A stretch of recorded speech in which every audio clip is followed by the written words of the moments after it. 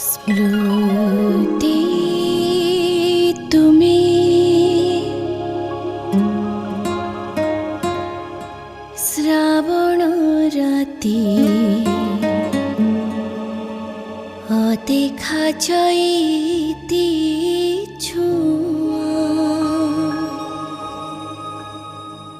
स्मृति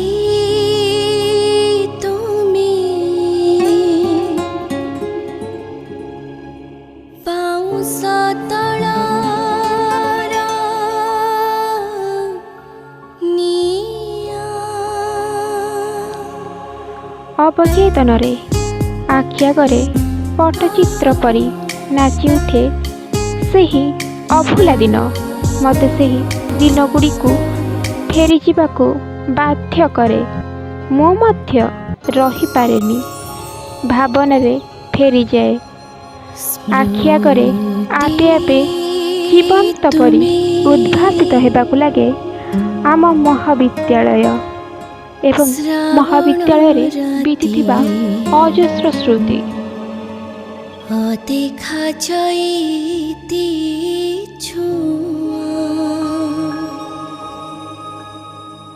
स्मृति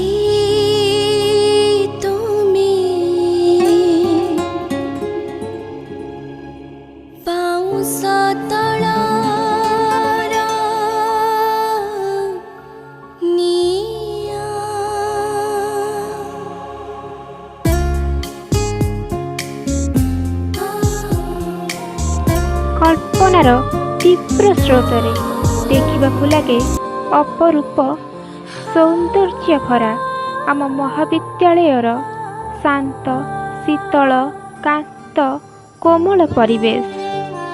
मनरे एक अपूर्व शिहरण खेली जाए, हजि जाए मनरे थिबा बाधा बंधन, खेली जाए मनरे अजस्र शब्द। भावनार काउरी स्पर्शरे निये कवितार रूप।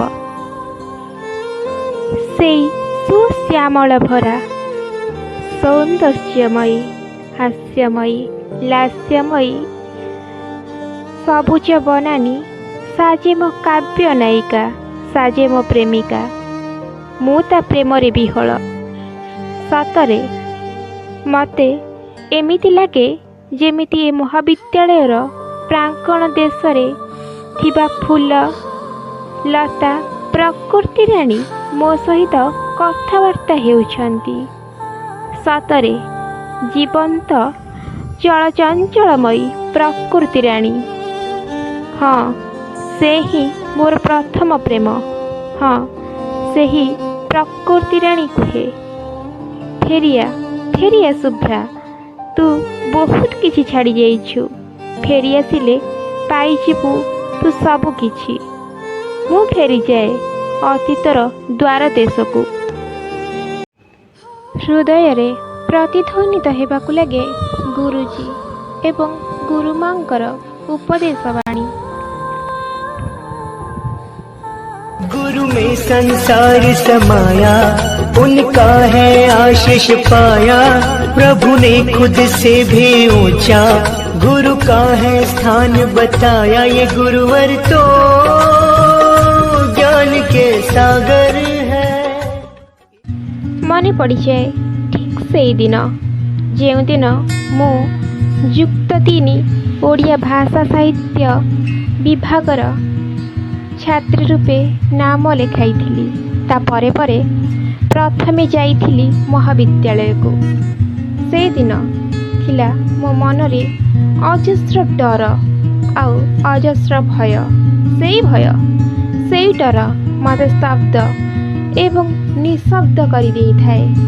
सही समय रे मते श्रेणीगृह रे आम ओडिया भाषा साहित्यर अध्यापक मोर प्रणाम्य गगन सार कहिथिले, अरे झियो डरुछु कि रे? सही गोटे शब्दरे मो मनरे थिबा डर भय सबु किछि कुआडे उभेई गला। आउ खोजी पाइलिनी। सार आज पर्यंत केबे भी मो ना धरिक डाकी नाहंती। सबु समय रे झियो बोलिकी डाकंती।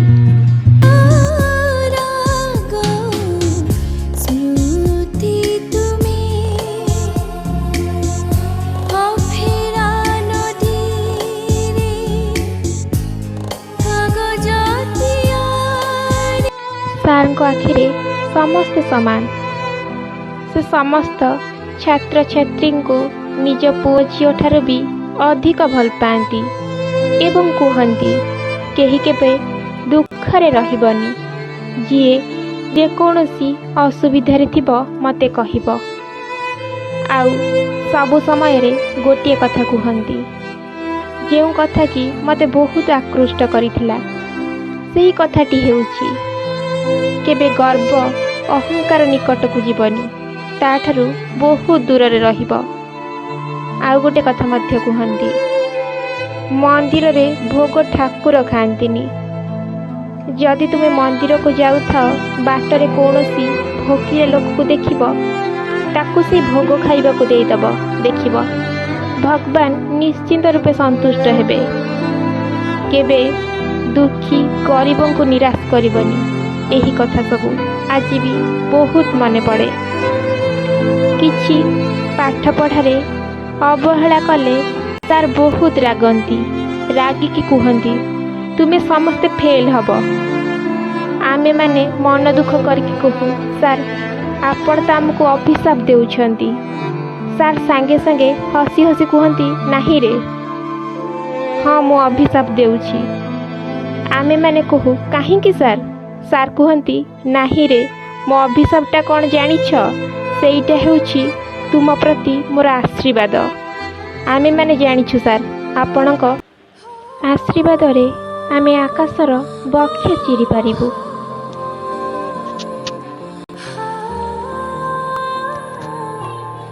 ଆଜି ଦୂରରେ ଥାଇ ମୋର ପ୍ରଣାମ୍ୟ ସାର୍ଙ୍କୁ ମୁଁ ଭୂମିଷ୍ଠ ପ୍ରଣାମ ଜଣାଉଛି। ଆମ ଓଡ଼ିଆ ସାହିତ୍ୟ ବିଭାଗର ଅନ୍ୟତମ ମୋର ପ୍ରଣାମ୍ୟ ସାର୍ ହେଉଛନ୍ତି ଯାଦବ ସାର୍। ମୋର ସମସ୍ତ ଗୁରୁଜୀ ଗୁରୁମାଙ୍କ ସେ ହେଉଛନ୍ତି ବୈଜେଷ୍ଟ୍ୟ। ତାଙ୍କର ଓଜସ୍ୱିନୀ ଭାଷା ଏବଂ ତେଜସ୍ୱିନୀ ଜ୍ଞାନ ମାଧ୍ୟମରେ ସେ ସମସ୍ତଙ୍କୁ ଆକୃଷ୍ଟ କରନ୍ତି। ଏମିତି କେଉଁ ଦିନ ନାହିଁ ଯେଉଁଦିନ ଶ୍ରେଣୀ ଗୃହରେ ଆମକୁ ପାଟି କରିନାହାନ୍ତି। କେଜାଣି କାହିଁକି ତାଙ୍କ ପାଟି ଏବଂ ତାଙ୍କ ଗାଳି ନ ଶୁଣିଲେ ଆମକୁ କାହିଁକି ଭଲ ଲାଗେନି। ଆମେମାନେ ସମସ୍ତେ ସାର୍ଙ୍କୁ ଡରୁ। ସାର୍ କ୍ଲାସ୍ କରିବାକୁ ଆସିଲେ ଆମେମାନେ ଯାଇକି ଲୁଚୁ। ଯେଉଁଠି ବି ଲୁଚିଲେ ସାର୍ ଆମ ଜଣ ଜଣକୁ ଖୋଜିକି ଆଣନ୍ତି କ୍ଲାସ୍ କରିବାକୁ। ବହୁତ ପାଟି କରନ୍ତି। ସେ ପାଟି ଭିତରେ ଅଜସ୍ର ସ୍ନେହ ମମତା ଏବଂ ଭଲ ପାଇବା ଥାଏ। ସାର୍ ଆମମାନଙ୍କୁ ପାଟି କଲେ ବି ବହୁତ ଭଲ ପାଆନ୍ତି।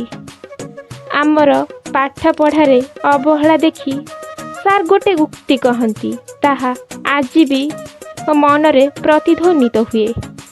ଭାଗ୍ୟବାନ ସିନା ଭାଗ୍ୟ ଫଳ ଲଭେ, ଅଭାଗା ଲଭେ ଅସିବ। ସମୁଦ୍ର ମନ୍ଥନୁ କେଶବ କମଳା ଗରଳ ଲଭିଲେ ଶିବ। ହଁ, ଏଇ ଉକ୍ତି ହିଁ ଆମକୁ ଉଚିତ ମାର୍ଗ ଦେଖାଏ। ଆଶିଷ ସାର୍ଙ୍କର ସେଇ ବିଦ୍ୟୁତ୍ ପ୍ରଭା ଦେବୀଙ୍କ ଡାକ କେବେ ବି ଭୁଲି ପାରିବିନି। ସାର୍ ସବୁ ସମୟରେ ଶାସ୍ତ୍ର ଏବଂ ଉପନିଷଦ ବିଷୟରେ ଆଲୋଚନା କରନ୍ତି। କହନ୍ତି କି ଖାଲି ଆମ ପାଠପଢ଼ା ଆମ ପାଠ୍ୟକ୍ରମ ଭିତରେ ସୀମିତ ନୁହେଁ, ସବୁ ସମୟରେ ଜ୍ଞାନ ଲାଭ କରିବାକୁ କୁହନ୍ତି। ସାର୍ ଆମମାନଙ୍କ ଉପରେ ଗୋଟିଏ କାରଣ ପାଇଁ ରାଗନ୍ତି। ସେ କାରଣଟି ହେଉଛି ଆମେ ଭୁଲି ଯାଇଥାଉ କାଲି କ'ଣ ପଢ଼ାଯାଇଥିଲା। ସାର୍ଙ୍କ ପାଖରେ ମୋର ସବୁ ସମୟରେ ଗୋଟେ ଗୋଟେ ଅଭିଯୋଗ ଥାଏ। ସେହି ଅଭିଯୋଗ ଗୁଡ଼ିକ ହେଉଛି ମୋ ମନରେ ଥିବା ଅଦ୍ଭୁତ ପ୍ରଶ୍ନ। ଜାଣିନି ସେ ପ୍ରଶ୍ନ ଗୁଡ଼ିକ କେଉଁଠୁ ଆସେ। ସାର୍ ଶ୍ରେଣୀ ଗୃହରେ ଥିଲାବେଳେ ମୁଁ ପଚାରେ ଏବଂ ଉତ୍ତର ପାଇ ମୁଁ ଚୁପ୍ ହୋଇଯାଏ। କିନ୍ତୁ ତାପରେ ପରେ ପୁଣି ମୁଁ ଆଉ ଗୋଟେ ପ୍ରଶ୍ନ କରିଦିଏ। ତେଣୁ ସାର୍ କୁହନ୍ତି ପଢ଼େଇବା ଆଗରୁ ମୋତେ ତୋର ଯାହା ପ୍ରଶ୍ନ ଅଛି ତୁ ମୋତେ ପଚାରେ। ଆଜି ବି ଦେଖା ହେଲେ ମୋତେ କୁହନ୍ତି ରାମଚନ୍ଦ୍ରଙ୍କ ବଂଶଜମାନଙ୍କୁ ପାଇଲୁ? କାରଣ ସେଦିନ ମୋର ପ୍ରଶ୍ନ ଥିଲା ରାମଚନ୍ଦ୍ରଙ୍କ ବଂଶଜମାନେ ଅଛନ୍ତି କି ନାହାନ୍ତି। ଆଜି ସେସବୁ ବହୁ ଦୂର। ତାପରେ ପରେ ମୋର ଗୁରୁମା ରୋଜାଲିନ୍ ମ୍ୟାମ୍, ସେ ସବୁ ସମୟରେ ମୋ ସ୍ୱାସ୍ଥ୍ୟ ପ୍ରତି ଚିନ୍ତା କରନ୍ତି। ମୋତେ ଏବଂ ସମସ୍ତ ଛାତ୍ରଛାତ୍ରୀମାନଙ୍କୁ ସେ ବହୁତ ଭଲ ପାଆନ୍ତି। ମୁଁ ଯାହା ବି ଲେଖାଲେଖି କରେ ସେ ହେଉଛନ୍ତି ତା'ର ପ୍ରଥମ ଶ୍ରୋତା। ମୋତେ ଆଗକୁ ଯିବାକୁ କୁହନ୍ତି। କିଛି ଅଳ୍ପ ମୁହୂର୍ତ୍ତ ମିଶିଥିଲୁ ଆମେମାନେ ଆମର ପ୍ରିୟ ଗୁରୁମା ରୂପାଲି ମ୍ୟାମ୍ଙ୍କ ସହିତ। ସେ ଖୁବ୍ ଅଳ୍ପ ସମୟରେ ସମସ୍ତଙ୍କ ମନ କିଣିପାରିଥିଲେ। ତାଙ୍କର ପଢ଼େଇବାର ଶୈଳୀ ସମସ୍ତଙ୍କୁ ଭଲ ଲାଗେ, ମୋତେ ମଧ୍ୟ। ସେ ଯେକୌଣସି ବିଷୟ ନ ବୁଝିଲା ପର୍ଯ୍ୟନ୍ତ ବୁଝାନ୍ତି। ସେହି ଗୁରୁଜୀ ଏବଂ ଗୁରୁମାଙ୍କର ପଦାର ବିନ୍ଦରେ ମୁଁ ନତମସ୍ତକ।